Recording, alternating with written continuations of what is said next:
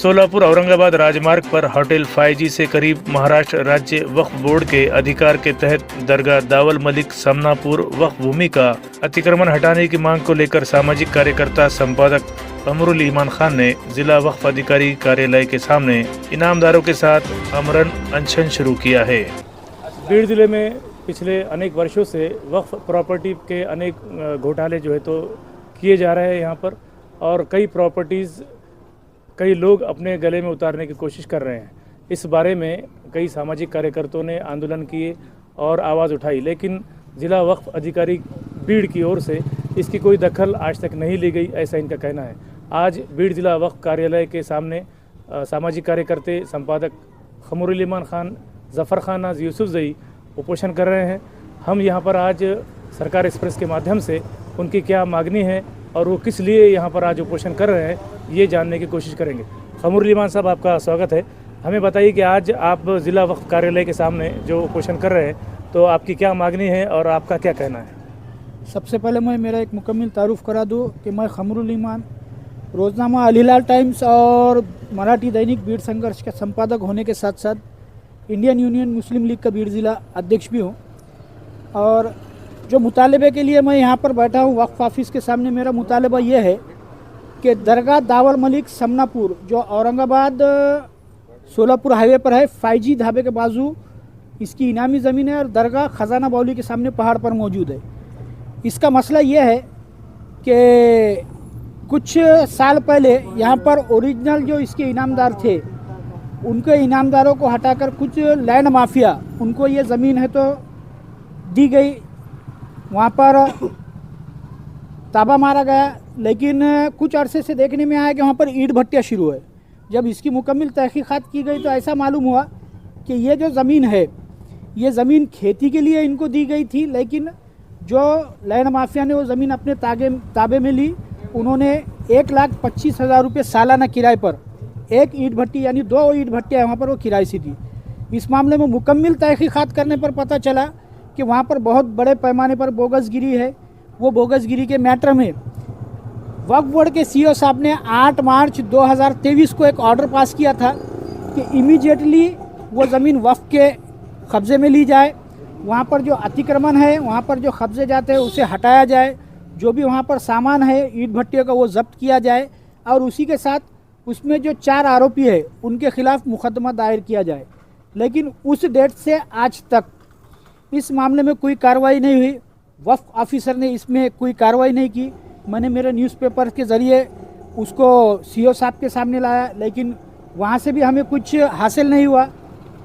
जब यह हासिल नहीं हुआ तो हमने उपोषण का मंसूबा बनाया और मैंने उन्हें तकरीबन 3 तारीख को नोटिस दिया। ये देख सकते हैं आप, इसमें 3 तारीख को नोटिस दिया कि भाई आप वक्फ दरगाह दावल मलिक समनापुर पर जो ईंट भट्टियों का कब्ज़ा है उसे फौरी हटाया जाए। तो उस मामले पर सीईओ साहब ने मुझे 3 तारीख की डेट में 5 तारीख को एक लेटर दिया है। इस लेटर में उन्होंने बताया है कि भाई उस मैटर में, दरगाह दावल मलिक के मैटर में 29/2023 एक पिटीशन वक्फ ट्रिब्यूनल में हुई थी, जिस पर वक्फ ट्रिब्यूनल ने स्टे दिया है। तो हमने इसमें मार्गदर्शन मंगाया है सीईओ साहब का, और मार्गदर्शन आने के बाद हम इस पर कार्रवाई करेंगे। लेकिन जब मुझे प्रतिलिपि दिया गया तो खुद मुझे सिर्फ इसकी माहिती दी गई कि हमने मार्गदर्शन मंगाया है। लेकिन आज जब मैं यहाँ उपोषण को बैठा तो मुझे एक लेटर वक्फ कार्यालय से आया, मगर वो लेटर जिन हाथों से आया मुझे अफसोस है कि वो सक्षम अधिकारी नहीं है। मैंने 3 तारीख को वक्फ कार्यालय को, जबकि ज़िला वक्फ अधिकारी यहाँ पर मौजूद थे, उसी डेट में उनको मैंने लेटर दिया था कि मैं उपोषण कर रहा हूँ। तो नियम के हिसाब से एक उपोषण आपके ऑफिस के सामने हो रहा है तो आपको हेडक्वार्टर पे मौजूद रहना ज़रूरी था। लेकिन वक्फ ऑफिसर का अभी तक कहीं पता नहीं है, वो भीड़ में मौजूद नहीं है। जब मैंने लेटर रिजेक्ट किया तो उनके ऑफिस के स्टाफ के बंदे ने मुझे उनसे फ़ोन पर बात किया। उनका कहना था कि मेरी तबीयत ख़राब है, आप लेटर ले लो। मैं लेटर ले लेता, मगर मुझे आप बताइए कि एक तरफ ये सिग्नेचर आप देते हैं मुझे ओरिजिनल, और जब मैं उपोषण को बैठता हूं तो जेरोक्स कॉपी की सिग्नेचर मुझे देते हैं। ये टेक्निकली तौर पर ना काबिल कबूल बात है। इस वास्ते मैंने उनका निषेध व्यक्त किया हूँ सोशल मीडिया के ज़रिए, और आपके चैनल के ज़रिए भी उनका निषेध व्यक्त करता हूँ। और दूसरी बात, उन्होंने जो लेटर में स्टेटस का बताया है, कोई स्टेटस का स्टे का 29/2023। इसी मैटर में ये वक्फ ट्रिब्यूनल का स्टे है, आप देख सकते हैं 40/2020। ये 2020 में वक्फ ट्रिब्यूनल ने इसी ज़मीन के मैटर में जो इनामदार है, ये मेरे साथ बैठे वाले आप देख सकते हैं, ये ओरिजिनल इनामदार है जिनकी विरासत मंजूर है 2006 तक। ये लोगों का 7/12 में फेर में नाम मौजूद है। ये ऑर्डर पीछे के पेज पर आप ऑर्डर भी देख सकते हैं कि डायरेक्टली ऑर्डर है और ऑर्डर कंटिन्यू है। तो मुझे एक बात समझ में नहीं आई कि जब इस मैटर में 2 ऑर्डर ऑलरेडी है तो फिर आप सिर्फ एक ऑर्डर का उल्लेख क्यों कर रहे हैं 29/2023 का। इस मैटर में 40/2020 का उल्लेख आपने क्यों नहीं किया। और मुझे यहाँ लगता है कि यहाँ पर वक्फ ट्रिब्यूनल की डायरेक्टली दिशा भूल की गई है और दिशा भूल करके 2023 में जो ऑर्डर लिया गया है 8 मार्च 2023 का जो लेटर था सीओ साहब का, उसके खिलाफ जो ऑर्डर लिया गया है स्टे का, वो वक्फ बोर्ड की दिशा भूल की गई है। वो इसलिए कि अगर वक्फ बोर्ड यहाँ से वक्फ ट्रिब्यूनल की दिशा भूल गई, वक्फ बोर्ड अगर उसमें ये बताता कोर्ट को कि भाई इसमें पहले से ही ऑलरेडी स्टे है, तो मैं नहीं समझता कि 2023 में जो स्टे मिला वो लैंड माफिया को वो स्टे नहीं मिलता। और उसमें और एक ख़ास बात ये है कि सीओ साहब ने जो ऑर्डर निकाला था 8 मार्च 2023 को, उसमें एक उल्लेख अहम ये था कि ये ज़मीन वक्फ की ज़मीन ज़िला परिषद को वक्फ की विदाउट ऑर्डर के उस भूमाफिया ने को दर्जे का तीर्थ क्षेत्र बताने के लिए हस्तांतरित किया था। तो सीओ साहब ने वहाँ पर उसे नोटिस इशू किए थे। तो उस नोटिस में उसने यह बताया था कि टाइपिंग की गलती से गट नंबर 81 की जगह गट नंबर 87 लिखा गया है, जबकि गट नंबर 87 जिस जगह का मैं झगड़ा लेकर बैठा हूँ 9 एकड़ 23 गुंठे का, गट नंबर 87 वो है और गट नंबर 81 वो है जहाँ पर दरगाह मौजूद है। और आपको पता है कि वो दरगाह पहाड़ पर है। गट नंबर 81 की 7/12 पर डायरेक्टली सरकार लिखा गया है, वो गैरान ज़मीन है। तो क्या गैरान ज़मीन हस्तांतरित करने का अधिकार एक आम व्यक्ति को या आम नागरिक को, एक प्रश्न यहाँ पर होता है। और चोरी तो चोरी सीना चोरी, उस लैंड माफिया ने जो पिटीशन डाला है 29/2023 उसमें भी इस बात का उल्लेख किया है कि हमने गट नंबर 81 लिखना था तो 87 लिखा गया है। तो मुझे ये समझ में नहीं आता कि बीड़ जिला वक्फ कार्यालय और वक्फ मंडल कर क्या रहा है।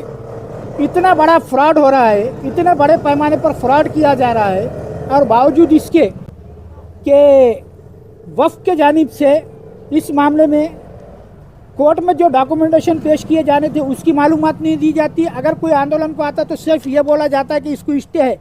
तो ठीक है भाई, स्टे 19 अप्रैल 2023 तक था, उसके बाद कितने हियरिंग हुए, वफ़ का वकील क्या है, वफ़ ने क्या डॉक्यूमेंट्स वहाँ पर कोर्ट में पेश किए, ये क्यों नहीं बताया जाता। जहाँ तक हमने मालूमात लिए है अभी तक वफ़ अपेयर नहीं हुआ है उस पिटीशन में। और दूसरी बात कि उस भूमाफिया ने सिर्फ वफ़ कार्यालय वफ़ ट्रिब्यूनल को ही नहीं, जिला प्रशासन को भी बेवकूफ़ बनाया है और यहाँ तक के पुलिस डिपार्टमेंट को भी धोखा देने का काम किया है। उस मैटर में दरगाह दावल मलिक के मैटर में को दर्जे का प्रस्ताव दाखिल किया गया था 2021 की नियोजन समिति की बैठक में। उसके लिए जो ज़रूरी डॉक्यूमेंट्स होते हैं उन डॉक्यूमेंट्स में एक प्रमाण पत्र लगाया गया था एसपी ऑफिस का। उसमें यह बताया गया है कि दरगाह दावल मलिक का सालाना उर्स भरता है, उसमें आने वाले भाविकों की संख्या तकरीबन 45,000 तक होती है। 30,000 भीड़ से आने वाले, 15,000 पूरे स्टेट से आने वाले। रमज़ान के 30 दिन वहाँ पर इबादत होती है, 5 वक्त की नमाज होती है, 18,000 लोग आते हैं। रोज़ आने वाले भाविकों की संख्या वहाँ पर 75 बताई गई है। जुम्मा और जुमेरात को आने वाले भाविकों की संख्या वहाँ पर 150 बताई गई है। ऐसा उस प्रमाण पत्र में टोटल 1,25,000 सालाना वार्षिक लेवल पर 1,25,000 भाविक आते, ऐसी संख्या बताई गई है। जब मैंने इसमें माहिती का अधिकार डाला ग्रामीण पुलिस स्टेशन, वो दरगाह ग्रामीण पुलिस स्टेशन के हद में आती है कि 2015 से अभी तक इस दरगाह दावल मलिक के लिए उरूस जतरा या किसी भी प्रोग्राम के वास्ते कितना पुलिस बंदोबस्त दिया गया है, इसकी मुझे माहिती दो। तो ये माहिती अधिकार का उत्तर आप देख सकते हैं। उसमें लिखा गया है कि दरगाह दावल मलिक मौजे समनापुर तालुका जिल्हा बीड हे देवस्थान पोलीस ठाणे बीड ग्रामीण हद्दीत येत असून सदर दरगाचे उरस दंगल जत्रा किंवा इतर निमित्ताने समनापूर गावातील किंवा सदर ट्रस्टचे वतीने बंदोबस्तची मागणी केली जात नाही वो पोलीस ठाणे ग्रामीण येथून पोलीस बंदोबस्त देण्यात आला नहीं। तो जब पुलिस बंदोबस्त दिया ही नहीं गया है तो किस बेस पे एसपी ऑफिस का वो लेटर इशू हुआ, ये सवाल यहाँ पर होता है।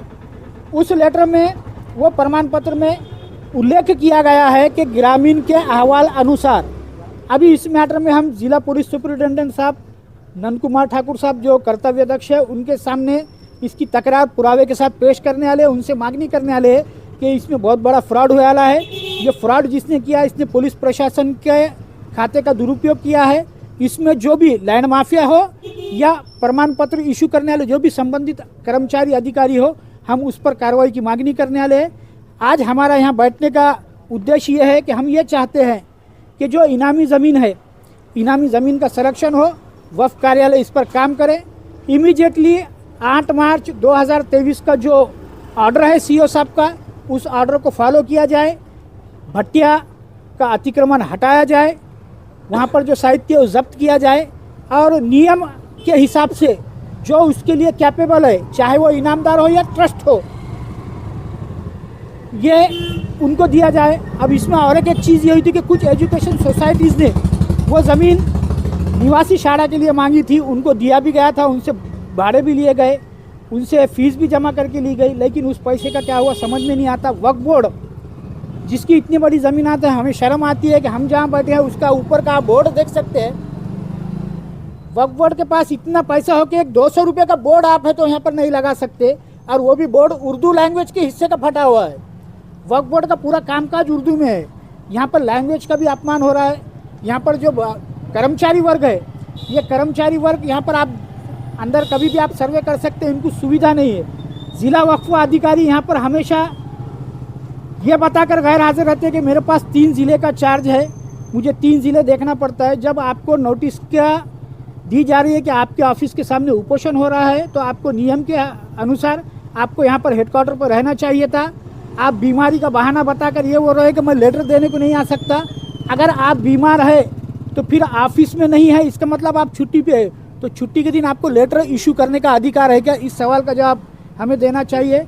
आपके इस न्यूज़ चैनल के ज़रिए मैं एक मांगनी और करना चाहता हूं कि बीड़ जिला वक्फ अधिकारी रियाजुद्दीन साहब, जिनके खिलाफ 2022 में 17/5/2022 की वक्फ मंडल की बैठक में दरगाह अंखुद मियाँ परभनी के मैटर में फौजिया मैडम ने ठहराव पेश किया था। वो ठहराव नंबर था 41/2022 और उसमें उनके खिलाफ विभागीय चौकसी और निलंबन की मांगनी की गई थी। तो मैं चाहता हूं कि सीओ साहब इमीडिएटली उनके खिलाफ सस्पेंशन की कार्रवाई करें, उनके खिलाफ विभागीय चौकसी की कार्रवाई करें। मेरा अमरान उपोषण आज जारी है, लेकिन मैं इसी के साथ आपके न्यूज़ चैनल के ज़रिए ये भी बताना चाहता हूं कि संगीन मस्जिद अंबाजोगाई मैटर और रियाजुद्दीन साहब के ठहराव क्रमांक 41/2022 के मैटर में मैं वक्फ बोर्ड हेड ऑफिस औरंगाबाद पंचक्की के सामने आने वाली 26 जनवरी के दिन आमरण उपोषण करने वाला हूं। इसके पहले अगर सीओ साहब कार्रवाई करते हैं तो हम उनका वेलकम करते हैं, नहीं तो मैं 26 जनवरी से रियाजुद्दीन साहब के खिलाफ कार्रवाई, उनको सस्पेंड करने और संगीन मस्जिद के मैटर में गुना दाखिल करने की कार्रवाई के मुतालबे के लिए औरंगाबाद के हेड ऑफिस के सामने आमरण उपोषण करने वाला हूँ। मुरलीमान साहब, समनापुर मैटर में आप यहाँ पर आमरण उपोषण को बैठे हैं, अच्छी बात होगी अगर आपकी इसके उपोषण की दखल ली जाए। अगर आज के इस उपोषण की दखल नहीं ली जाती है तो आपका अगला कदम क्या होगा? पहली बात तो जब तक मेरे उपोषण की दखल नहीं ली जाएंगी तब तक मैं उपोषण छोड़ने वाला नहीं हूँ। मैं कल शाम तक ये देखूँगा कि भाई वक्फ कार्यालय किन मुद्दों पर काम कर रहा है इस उपोषण के ताल्लुक से, क्योंकि जो लेटर दिया गया था उसमें टाइम पीरियड भी नहीं था कि कितने दिन में मार्गदर्शन आएंगे और कितने दिन में कार्रवाई होंगी। दूसरी चीज़ कि हम मुतालबा ये कर रहे हैं कि वक्फ ज़मीन का संरक्षण करें। हम ये नहीं बोल रहे कि वो जो लैंड माफिया उसको हटाओ और वो ज़मीन मुझे दो, मुझे ज़मीन से कोई लेना देना नहीं है। वक्फ ने ज़मीन उन लोगों को देना चाहिए जो ज़्यादा से ज़्यादा उत्पन्न वक्फ को दे सकते हैं। अगर मेरे उपोषण की दखल नहीं ली जाती है तो मैं कल शाम से अन्यथा आंदोलन यहीं पर शुरू करूंगा। और मैं आपके चैनल के ज़रिए ये भी बताना चाहता हूँ कि मैं शुगर पेशेंट हूँ, जो भी जिम्मेदारी होंगी ये वक्फ अधिकारी रियाजुद्दीन साहब पर आयद होगी।